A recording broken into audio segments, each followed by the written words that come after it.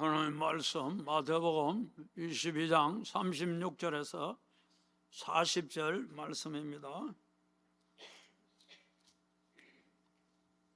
찾으신 줄 알고 제가 봉독해 드리겠습니다. 선생님, 율법 중에서 어느 계명이 크니까? 예수께서 이르시되 내 마음을 다하고 목숨을 다하고 뜻을 다하여 주 너의 하나님을 사랑하라 하셨으니 이것이 크고 첫째 되는 계명이요 둘째도 그와 같으니 네 이웃을 네 자신같이 사랑하라 하셨으니 이 두 계명이 온 율법과 선지자의 강령이니라. 옛날에 장로님 한 분이 계셨는데 예배 시간마다 조시는 거예요. 그 목사님이 덕이 안 되고 그래서 좀 주무시지 마시라고. 그래도 계속 주무시는 거예요. 그래 어느 날 설교 시간이 되어가지고 목사님이 큰 소리로 외쳤어요. 여러분, 천국 가고 싶은 사람 다 일어나세요. 그러니까 전부 다 일어났는데 장로님만 주무시고 계시는 거예요.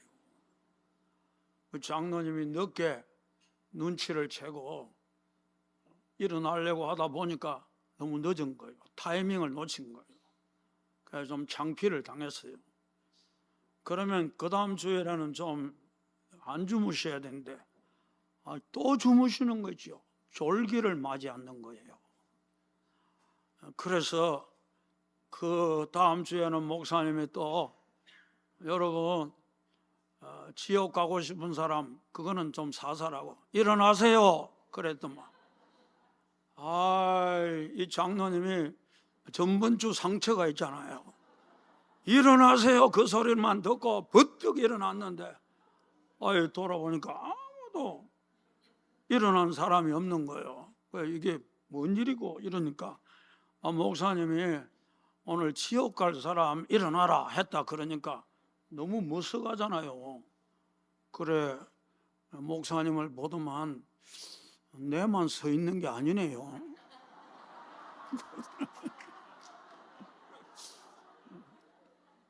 우리 옆에 분하고 인사합시다. 꼭 힘들면 목살을 끄집고 들어가고 이러면 여러분, 우리가 웃으면서 산다. 참 이게 얼마나 큰 복인지 몰라요. 여러분들이 한 주간 사셨는데 즐거움의 지수, 유쾌 지수를 여러분이 높이면서 그렇게 살았는지 한번 우리가 뒤돌아봐야 돼. 우리가 인생을 살 때에 어제보다 오늘 더 웃으면서 더 밝게 내가 살아야지. 여러분, 이것이 얼마나 하나님에게도 기쁨이 되는지 모른다는 거예요. 여러분, 어린아이 때부터 자꾸 이렇게 웃으면서 살아야 돼요. 과학자들은 그렇게 말하잖아요. 2개월부터 생후 2개월부터 6개월 사이가 참 중요한데 그때 많이 웃어야 된다는 거예요. 그래야 이 근육 활동도 활발하고 또 이 혈관이 팽창이 되면서 신진대사가 활발하고 그로 말미암아 뇌에 이 산소가 잘 공급이 되어 가지고 그 시기에 환하게 웃으면서 이렇게 어린 시절을 보낸 사람들은 절대 말 더듬이가 없다는 거예요. 또 말을 늦게 하는 그런 일도 없다는 거예요. 또 인격적인 그런 장애도 없다는 거예요.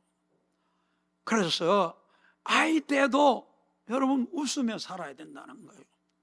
여러분, 이 세상에 웃고 사는 유일한 존재가 여러분 피조물 중에는 사람밖에 없다고 했잖아요. 어떤 사람은 그런 말 하면 아이고 목사님 몰라서 그렇지요, 소도 웃습니다.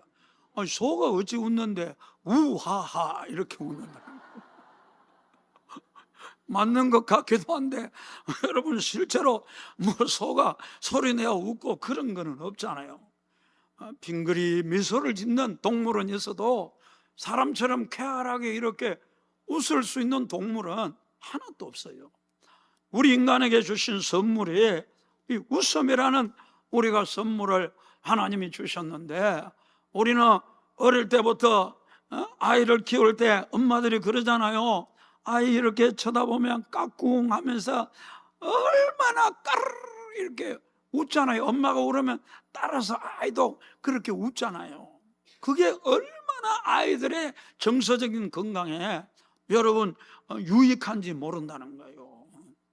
그래서 서구 사람들은 여러분 웃음을 최고의 가치로, 기쁘게 사는 것을 최고의 가치로 생각하고, 기도할 때도 우리 아이가 웃음을 잃지 않는 그런 아이가 되게 해달라고 늘 기도한다는 거예요. 우리가 잘 아는 메가드 장군의 기도가 유명한 기도잖아요. 그 일부분이 항상 진지하되 결코 너무 진지하게 되지 않도록 충분한 유머를 갖게 하소서, 그렇게 기도했다는 거예요.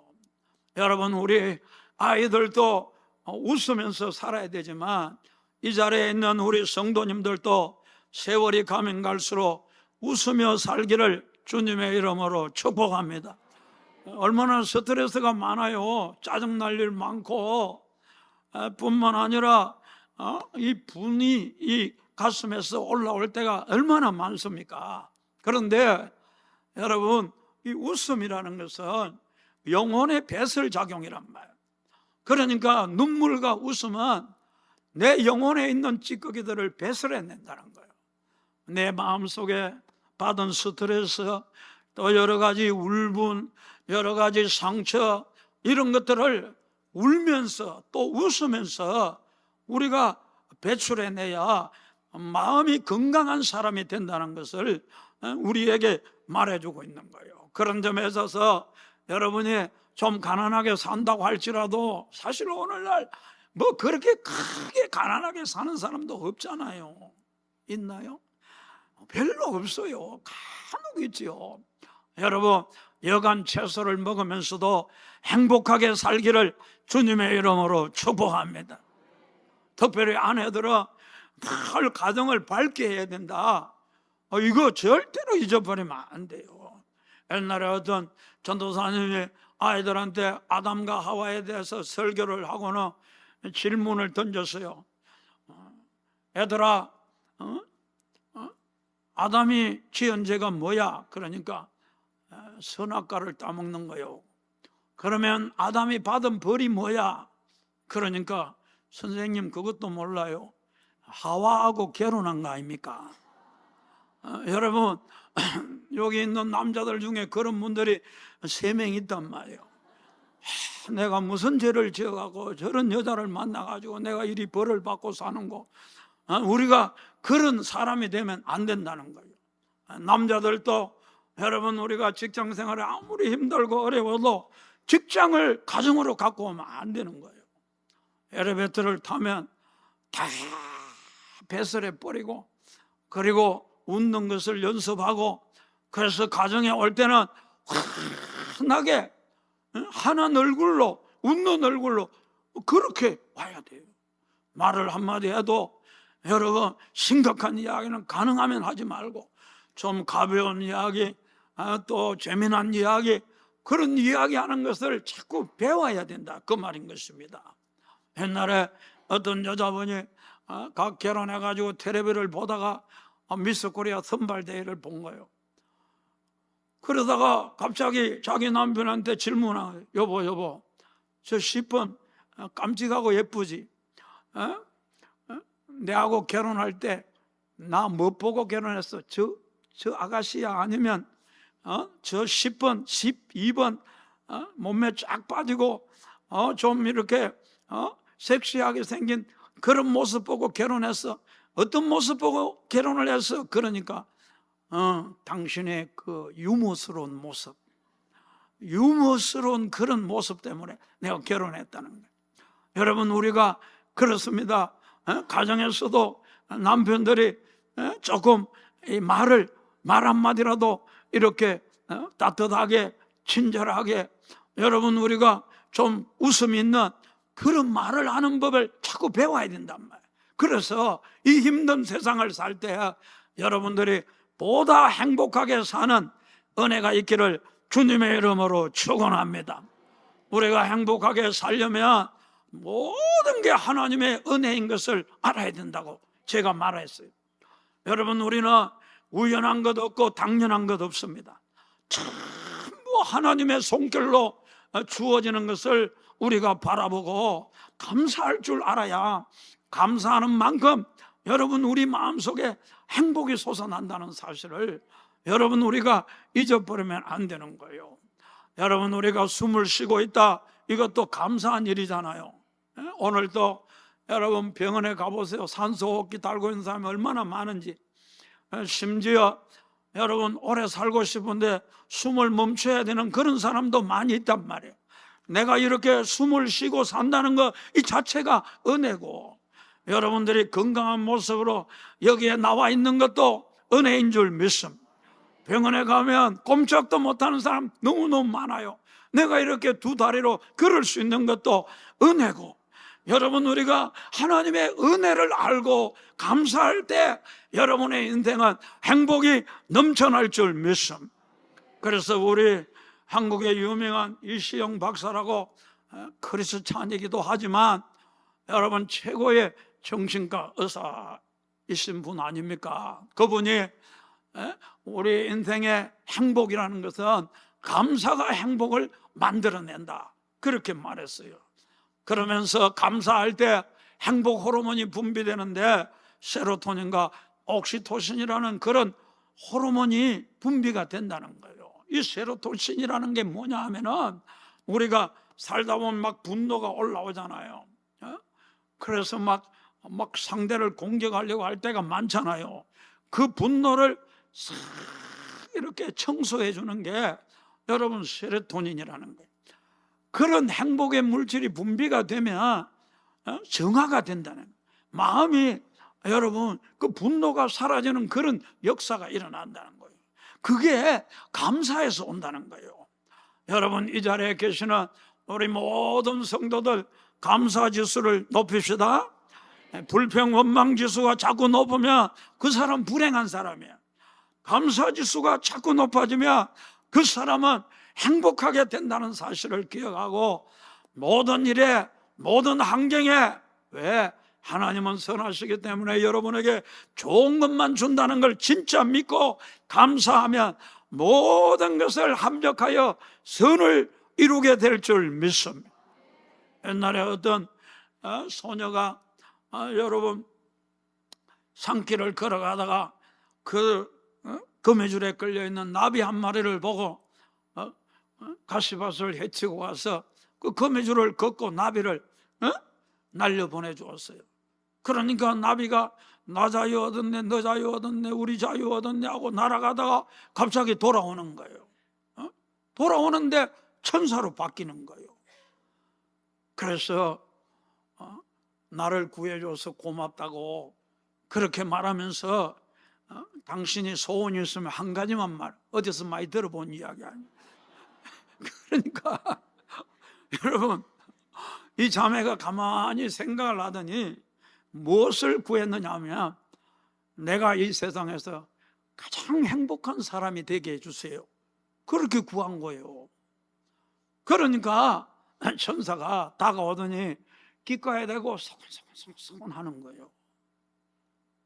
그리고는 세월이 흘러서 이 소녀가 결혼을 하게 되고 또 아이를 낳게 되고 어른이 되고 할머니가 되었어요. 그런데 얼굴에 웃음이 늘 가득한 거예요. 모든 사람이 좋아하는 거예요. 너무 행복하게 보이는 거예요. 그 할머니가 드디어 이 세상을 떠나는 날이 되었는데 동네 사람들이 그 할머니를 좋아하니까 다 몰려든 거예요. 그리고는 그 할머니에게 묻습니다. 할머니, 어떻게 그렇게 행복하게 인생을 사시다가 끝마칠 수 있어요? 그 비결이 뭐예요? 그러니까 천사 이야기를 해주는 거예요.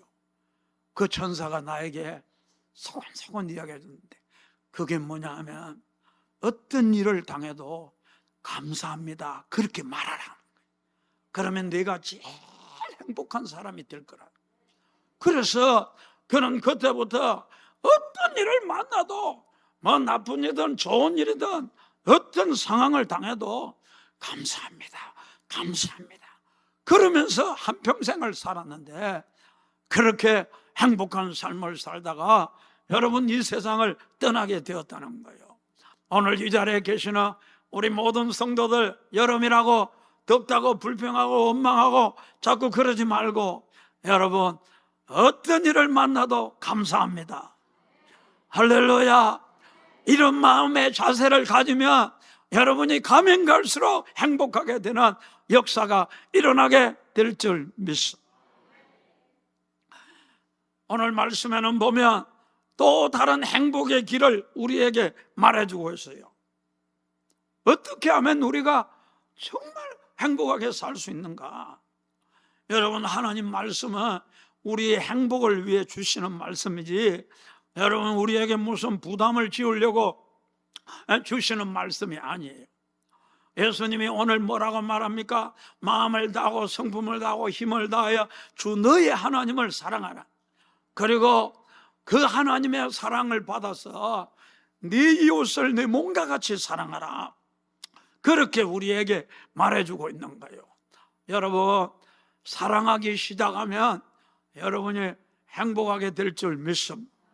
여러분, 우리가 불행한 이유가 뭐 돈이 없어서 아니에요. 여러분들이 하나님을 진짜 사랑하면요, 여러분 어떤 상황 속에서도 행복이 넘쳐날 줄 믿습니다. 우리가 인간적으로 보면 하나님 사랑하는 게 뭐 그리 어렵나? 어려워요. 쉽지 않아요. 예수 믿는다고 하나님 사랑한다? 아니에요. 사랑하는 게 그렇게 쉬운 게 아니에요. 인간적으로 보면 하나님이 우리를 어떻게 사랑했어요? 우리를 십자가를 통해서 죽기까지 우리를 사랑하시고 자기 모든 것을 다 주시기까지 우리를 사랑하셨잖아요. 중국에 이런 이야기가 있잖아요. 어느 날 군인들이 군함을 타고 핵곡 속에서 작전을 하다가, 여러분 그 암벽을 타고 올라가서 그 군인들이 그 수색을 하면서 작전 훈련을 하는 거예요. 그런데 수색을 마치고 돌아올 때쯤 돼서 어떤 사병 하나가 원숭이 새끼가 한 마리 있는데, 그 원숭이 새끼를 바나나로 이렇게 유혹을 해가지고 잡았어요. 그리고는 포성줄에 묶어가지고 군함으로 데리고 왔어요. 그래서 묶어두었는데 좀 있다 보니까 그 어미 원숭이가 저 높은 절벽 위에서 막 어쩔 줄을 모르는 거예요.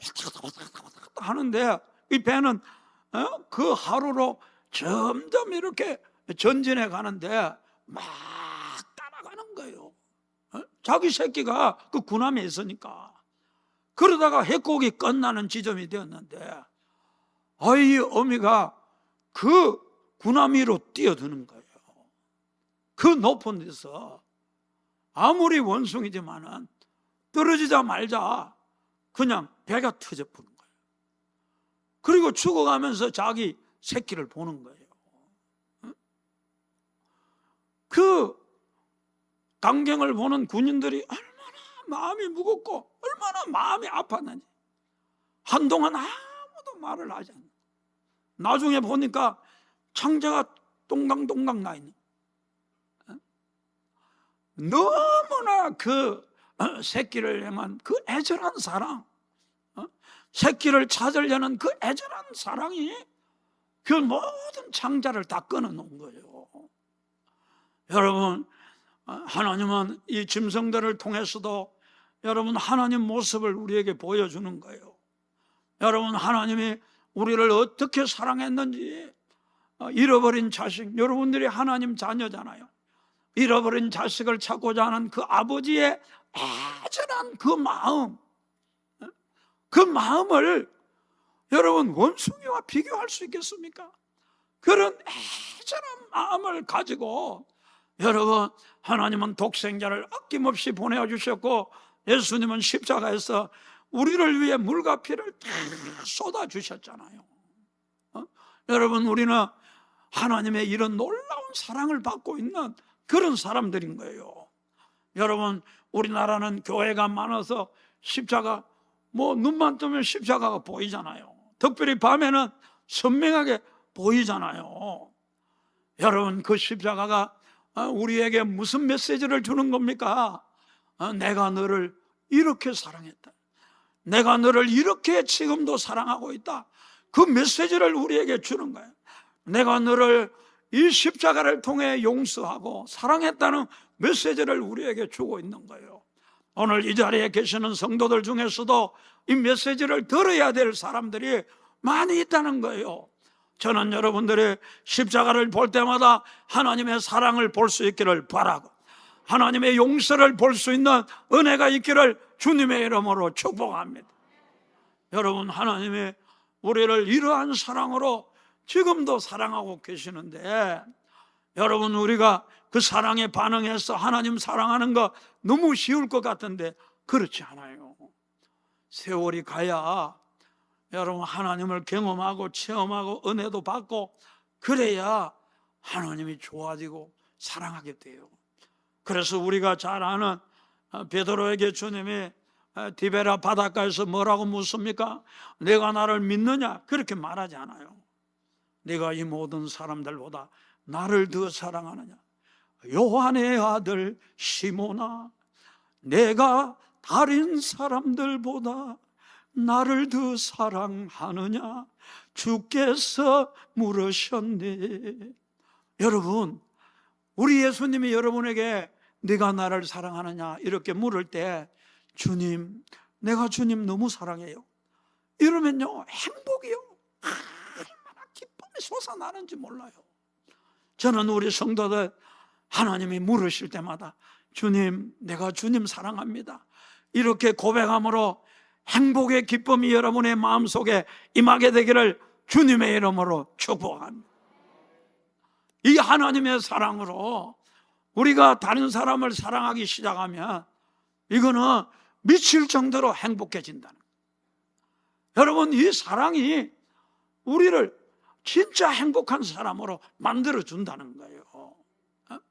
그렇기 때문에 여러분, 우리가 교회 생활, 여러분 우리가 교회 와서 문제만 해결받고 문제도 해결받아야 되지만 거기에 머물면 안 돼요. 그러면 실망해요. 여러분, 우리가 사랑을 배워야 돼요. 교회에 와서 뭘 배운다고요? 사랑을 배워요. 우리는요 사랑할 수 없는 존재예요. 그러나 사랑의 근본이시고 사랑의 본체이신 하나님이 우리 마음속에 계시기 때문에 하나님을 의지하는 법을 배워야 돼요. 나는 아무것도 할 수 없는 줄 알고 하나님을 의지함으로 사랑하는 것을 자꾸 배워가면 여러분은 초막이나 궁궐이나 어떤 환경을 만나도 여러분의 행복이 넘치는 사람이 될 줄 믿습니다. 그런 점에 있어서 여러분, 우리는 이 사랑을 자꾸 우리가 연습해야 되는 거예요. 하버드 대학에 여러분 유명한 프로젝트가 있었는데, 그것은 여러분 72년 동안 띄어줘 봐요. 72년 동안 여러분 하버드 졸업생들을 추적해서, 그것도 268명을 추적해서 연구한 프로젝트예요. 이 조지 벨런트 교수가 선임 교수의 그 뒤를 이어서 30년 동안 연구한 거예요. 그 연구의 결론이 뭐냐 하면은, 사람은 행복이 어디서 오느냐 하면 관계에서 온다는 거예요. 인간관계에서 행복이 온다는 거예요. 그래서 하버드 정도 나오면 전부 지도자급이잖아요. 그리고 다 성공한 사람이고 어떻게 보면 부유한 사람이고 가질 것 다 가진 그런 사람들인데, 그 사람들도 추적해 보니까 다 가졌는데도 불행한 사람이 너무너무 많은데, 진짜 행복하게 사는 사람은 바로 여러분 가족과의 관계 속에, 이웃과의 관계 속에서 사랑하며 살면서 좋은 관계를 가지고 있는 그런 사람들이 다 행복하더라는 거예요. 그래서 결론은, 사랑이라는 게 행복을 만들어내구나, 그걸 깨닫고 발표를 한 그런 일들이 있었다는 거예요.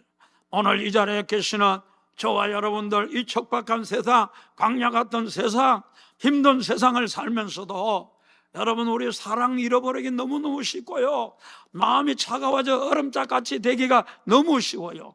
이런 시대 속에 여러분은 사랑을 배우며 사랑하며 살려고 몸부림을 치며 믿음, 소망, 사랑, 이 세 가지는 항상 있을 것인데 그 중에 제일은 사랑이라, 사랑이 제일 중요한 것인 줄 알고 사랑을 따라가는 성도 되기를 주님의 이름으로 축복합니다.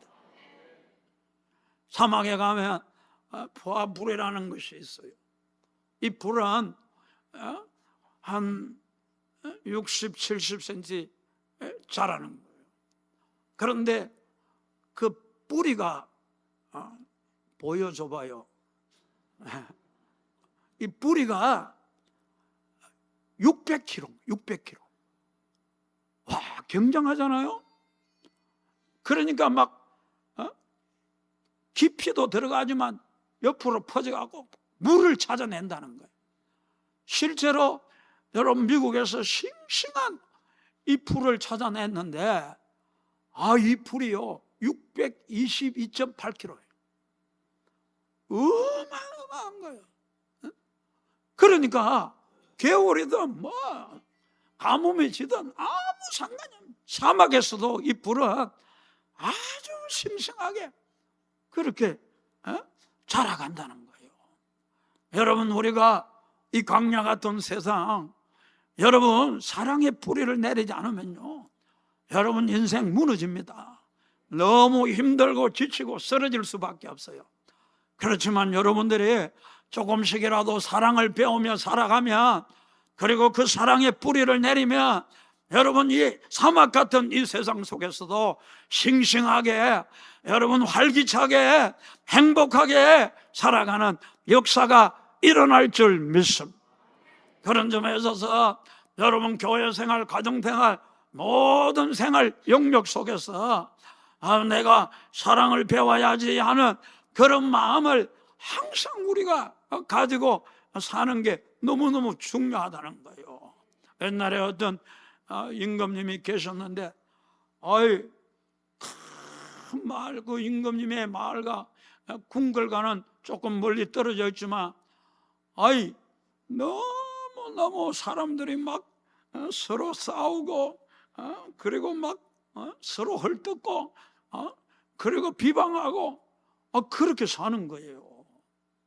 그래서 너무너무 삭막하고 너무너무 살벌한 그런 동네였는데 임금이 그 소식을 듣고 찾아갔어요. 찾아가서 그 동네 사람들에게 내가 이 동네에 온 것은 내 아들, 내 딸을 엄밀하게 내가 데리고 왔는데 이 동네에 살게 하겠다는 거예요. 그러니까 내 딸을, 내 아들, 내가 누군지는 밝히지 않겠지만 오늘부터 똑같은 당신들 모습과 똑같은 모습으로 이 마을에 살 거라는 거예요. 그러니까 그 임금은 떠나갔지만 그때부터 사람들이, 젊은 사람만 보면 혹시 왕자 아닐까? 그런 생각을 하다 보니까 너무 친절하게, 상냥하게 막 사랑으로 대하는 거예요. 또 여자아이들, 조그만 아이들만 보면 혹시 공주 아닐까? 친절하게 이렇게 사랑으로 대하는 거예요. 그런 세월이 1년이 지나고 2년이 지나고 3년이 지나면서 그 마을은 완전히 달라. 너무 화기애애하고 사랑이 넘치는 그런 마을로 변화된 거예요. 그래 임금님이 그 소식을 듣고 다시 그 마을로 찾아왔어요. 동네 사람들이 다시 묻는 거예요. 이제 왕자님, 공주님을 밝혀주세요. 누구세요? 너무너무 궁금한 거예요. 그러니까 임금님이 사실은 왕자님, 공주님을 이 마을에 남겨둔 게 아니고 내가 이 마을에 사랑을 남겨뒀다고. 그러니까 여러분들이 대하는 사람마다 사랑으로 대하고 친절하게 대하고 상냥하게 대하고, 그러니 이 마을이 얼마나 화기애애한 그런 마을이 되었느냐? 정말 아름다운 마을이 되었다고 임금이 그렇게 기부했다는 거예요. 여러분, 오늘날 우리 하나님께서, 만왕의 왕이신 주님께서 여러분 가정의 모습, 여러분 교회의 모습, 여러분 직장생활의 모습, 그런 거 보면서 막 싸우고 찢고 볶고 막 비방하고 막 헐뜯고 이런 모습 보면 얼마나 마음이 아프겠느냐는 거예요. 그러나 우리가 여러분 다 알고 보면 하늘나라의 왕자고 공주인데 정말 하나님 보시기에 너무나 귀하고 소중한 하나님의 보물들인데, 우리가 사람들을 귀중히 여기고 우리가 친절하게 대하고 따뜻하게 대하고 상냥하게 대하고 사랑으로 대하면 교회가 천국되는 역사가 일어나고 가정도 천국되는 역사가 일어날 줄 믿습니다. 우리가 잘 아는 헨리 포드는 그렇게 말했지 않습니까? 너무너무 큰 성공을 거두고 자기 마을에, 자기가 태어난 마을에 조그마한 집을 지었어요. 우리나라 사람 같으면 절대 그래 안 하죠.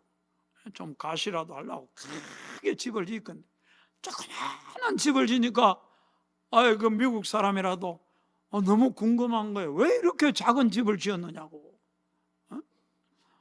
좀 크게 지으면 안 되느냐고. 돈도 많고 성공한 사람인데. 그러니까 헨리 포드가 그렇게 말했다.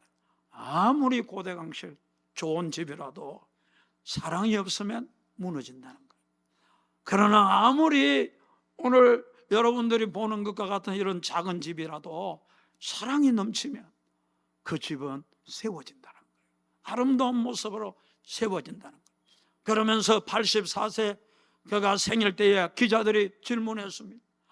당신이 여러 분야에 성공했는데 뭐 자동차만 아니에요, 뭐 유리 또 강산업 여러 분야에 대성공을 거두었는데, 기자들이 84세 생일 때 당신이 지금까지 많은 성공을 거두고 그리고 이렇게 성공자가 되었는데 최고의 성공, 그 중에서 최고의 성공이 뭡니까?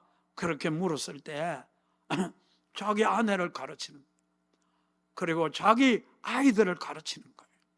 나의 인생의 가장 큰 성공은 가정의 성공이었다. 우리 가정이 이렇게 사랑이 넘치는 것, 이것이 나의 가장 큰 성공이고 가장 위대한 성공이라 그렇게 말했다는 거예요. 여러분, 우리 모든 성도들 가정과 여러분의 교회를 아름다운 그런 여러분 성공의 사랑이 넘치는 그런 장소로 만들어 가시는 은혜가 있기를 주님의 이름으로 축복합니다.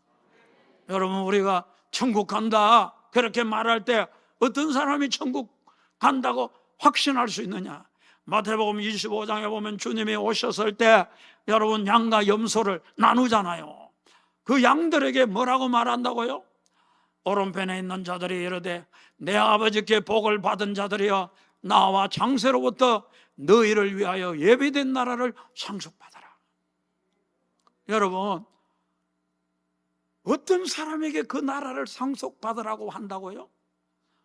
내가 목마를 때 마실 것 주고, 내가 배고플 때 먹을 것 주고, 헐벗을 때 입을 것을 주고, 옥에 갇혔을 때 돌아보는 그 무리들에게 여호와께 복을 받은 자들이여 나와 장세로부터 너희를 위하여 예배된 나라를 상속받아라, 그렇게 말한다는 거예요. 거꾸로 말하면 자기 좋게, 자기 기쁘게, 자기 유익하게 평생 그렇게 산 사람들은 영불에 던지라, 그렇게 말한다는 거예요. 여러분, 우리가 오늘 이 시대를 살면서 여러분 어떤 사람이 천국 갈 사람이 확실한가? 그것은 여러분 사랑하며 사는 그 사람은 확실하게 천국 간다는 것을 우리에게 말해주고 있다는 거예요. 그래서 미국의 저명한 여러분 소설가는 이렇게 말했어요. 사랑하는 사람들은 천국의 마지막 계단까지 온 사람들이다. 우리가 이 세상 떠날 때에 사랑을 가지고 여러분 떠날 수 있다면 그 사람은 가장 성공한 사람인 줄 믿습니다. 그런 점에 있어서 여러분, 우리가 척박한 시대, 자기밖에 모르는 이런 시대에 우리가 늘 자기에게 갇혀 여러분 살아가는 그런 인생이 아니고, 내 모든 인생은 주님께 맡기고 여러분들이 좀 더 사랑하며 살아야지. 사랑의 길 멀고 험하지만 내가 반드시 떨궈내야지. 그래서 여러분들이 이 세상에서 가장 행복한 삶을 사는 그런 놀라운 축복의 주인공 되시기를 주님의 이름으로 축복합니다.